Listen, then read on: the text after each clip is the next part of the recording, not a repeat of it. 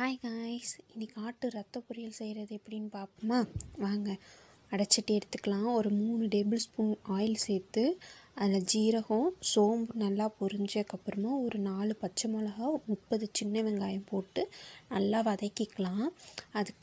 வதக்குங்கிற டைமில் ரத்தத்தை எடுத்து ஒரு 3 டைம்ஸ் வாஷ் பண்ணிக்கலாம். ஏன்னா அதில் முடி, மண் இந்த மாதிரி ஒட்டியிருக்கும். வாஷ் பண்ணிவிட்டு நல்லா ரத்தத்தை பிழைஞ்சிருவோம். நல்லா பிழைஞ்சிக்கணும். கட்டியே இல்லாத அளவுக்கு பிழைஞ்சிட்டு அதில் ஊற்றிட்டு நல்லா வதக்கணும்.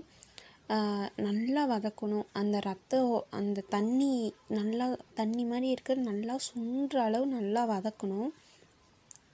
வதக்கிட்டு அதில் ஒரு டேபிள் ஸ்பூன் பெப்பர் சேர்க்கலாம். இல்லை காரம் கம்மியாக வேண்டுறவங்க ஆஃப் ஸ்பூன் சேர்த்து நல்லா வதக்கிட்டு நல்லா வதக்கணும். அதுக்கு இடையில தேங்காய் ஒரு தேங்காயில் அரை மூடி தேங்காவை நல்லா